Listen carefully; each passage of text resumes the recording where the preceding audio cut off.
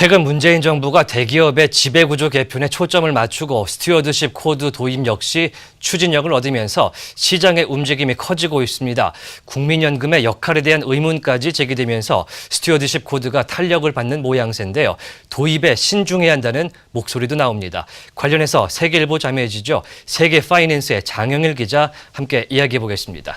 네, 안녕하십니까. 안녕하십니까. 네, 스튜어드십 코드 제가 앵커 멘트에서 얘기를 했지만 잘 모르시는 분들이 많습니다. 스튜어드십 코드가 뭐가 될까요? 예, 스튜어드십 코드라는 것은 예. 일단 스튜어드라는 뜻이 집사라는 뜻입니다. 그렇죠. 예. 네, 집사가 하는 일은 주인의 재산을 관리하는 건데요. 즉 기관 투자자를 믿고 맡긴 고객 돈을 제대로 운용하기 위해서 그 필요한 행동 지침을 뜻합니다. 예.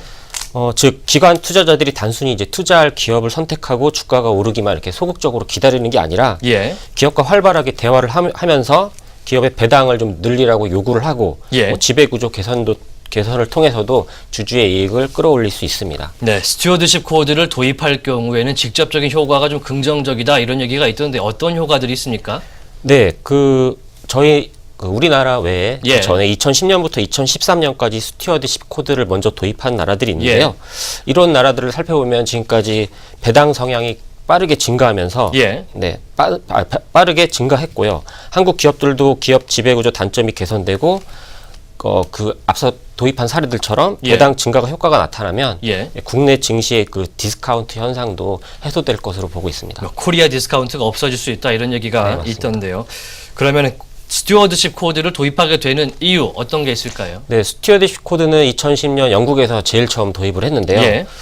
그 전에 2008년 금융위기가 있었지 않습니까? 예. 그때 주주나 이런 기관 투자자들이 무관심해서 그런 금융위기가 발생했다는 무관심했다. 지적이 예. 많았었는데요. 예. 즉 기관 투자자가 금융사의 그 경영진의 잘못된 그런 판단이나 뭐 위험 관리를 견제하지 못했다라는 그런 지적이 많았습니다. 예. 현재까지 네덜란드, 캐나다, 스위스, 이탈리아 등 10여 개 국가가 도입해서 운영 중이고요. 예. 아시아에서는 일본, 말레이시아, 홍콩, 대만 등이 운용하고 있습니다. 예. 한국도 작년 삼성물산과 제일기획의 합병 과정에서 삼성물산 지분의 11%를 가진 국민연금이 제 역할을 다하지 않았다는 지적도 나왔고요. 네. 또 새 정부의 핵심 공약이기도 했습니다. 네, 뭐 위험을 좀 줄여야겠다 이런 판단에서 나온 것 같은데 일단 우리나라 국민연금이 제 역할을 못했었다 이렇게 말씀을 방금 주셨는데요. 다른 나라의 이 기금들은 어떻습니까? 네, 스튜어드십 코드와는 별개로 예. 다른 나라의 주요 연기금들은 예. 적극적으로 기업 경영에 개입하고 있습니다. 예. 예를 들면 미국 최대 연기금인 캘리포니아 공무원연금 캘퍼스와 블랙록이 대표적인데요. 캘퍼스는 캘리포니아 주 정부 공무원들의 연금을 운영하는데 규모만 약 우리 돈으로 338조 원이 넘습니다. 거의 우리나라 1년 예산이네요. 그렇습니다. 예. 캘퍼스는 1000개 이상의 투자한 기업에 투자를 하고 있는데요. 네. 또 이 투자 기업 가운데에서는 지배구조나 경영 상태가 좋지 않은 기업은 별도로 관리도 하고 있고요. 예.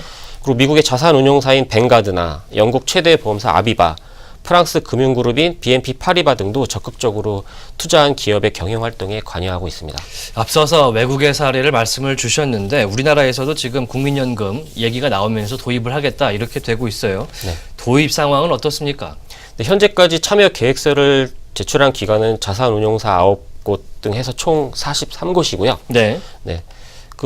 이렇게 많은 기관이 참여하게 된 이유는 정부가 노란우산 공제라든지 뭐 산업은행 기술보증기금 같은 그런 민간 연기금도 그 고객이 맡긴 돈을 운용할 자산운용사를 선정할 때 예. 정부가 이런 코드를 참여한 기관에 대해서 인센티브를 주면서 이렇게 많이 늘어나게 된 걸로 보고 있습니다. 처음 참가한 것이 한투신탁운용이죠? 네, 한국투자신탁운용이 자산운용사로서는 처음 예. 신청을 했고요. 그리고 이 밖에도 미래셋 운용하고 예. 삼성운용, KB운용 등 국내 빅4에 해당하는 자산운용사들도 4분기부터 스튜어드십 코드를 도입할 예정입니다. 예, 뭐 미래셋도 있고요, 뭐 삼성도 있고 KB도 한다고 하는데 가장 큰 손이 사실 국민연금의 그 도입 여부가 가장 궁금한 거거든요. 어떻습니까? 네, 국민연금이 가장 중요한데요. 그렇죠. 지금 굉장히 예. 지금 지지부진한 상태입니다. 네.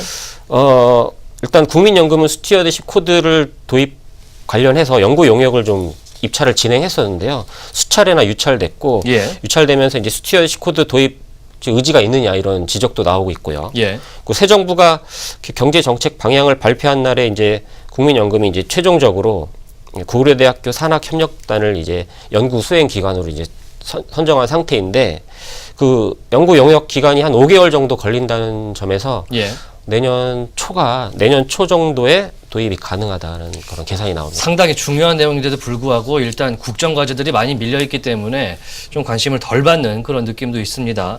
국민연금이 그러면은 스튜어드십 코드 도입 굉장히 늦어지고 있는데 왜 늦어질까요? 네. 일단 국민연금 기관을 그 수장인 이사장과 그렇죠. 네. 또 기금 운영을 하는 또 하나의 수장인 기금 운영 본부장이 모두 공석인 상태입니다. 그렇죠. 예. 네. 그래서 지금 진행이 안 되는 거고요. 예. 네. 또 다른 점은 또 기금 규모만 500조 원이 넘고요. 그리고 국내 주식 시장에 투자한 돈만 90조 원이 넘습니다. 예. 그런데 이 국민연금의 참여 여부는 그 다른 우정사업본부나 공무원연금 같은 다른 연기금들의 동참 여부에도 영향을 미칠 뿐만 아니라 예. 또 국민연금의 자금을 위탁받아서 운영하는 자산 운용사들의 참여에도 결정적인 역할을 하기 때문에 기준이 되겠죠. 예. 더욱 신중해지고 있고요. 예, 예. 또 정부가 기관 투자자들의 이런 적극적인 의결권 행사를 독려하고 있지만 예. 그리고 국민연금도 이런 취지에는 공감하고 있지만 동참 여부가 미칠 영향력을 고려해야 되고요. 네.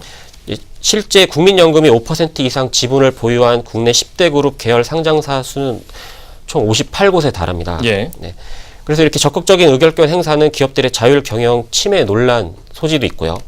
또 지난 정권에서 삼성그룹 합병 문제 등에서 불거진 정부의 입김 논란 등에서도 좀 자유로울 수 없다는 네, 그런 스스로 덩치도 크고 영향력도 크다 보니까 움직임이 좀 제한적이다 이런 말씀이신데 네, 맞습니다. 이 마지막으로 도입을 좀 신중하게 해야 된다 이런 목소리도 있어요. 짧게 좀 부탁드릴게요. 네. 국민연금은 공공기관인 동시에 공적연금이기 때문에 예. 주주권 행사가 정치적 영향력을 받을 수 있다는 그런 의견도 나오고 있기 때문에 예. 좀 다른 목적으로 그 스튜어드십 코드가 이용될 수 있다라는 그런 의견도 나오고 있습니다. 예.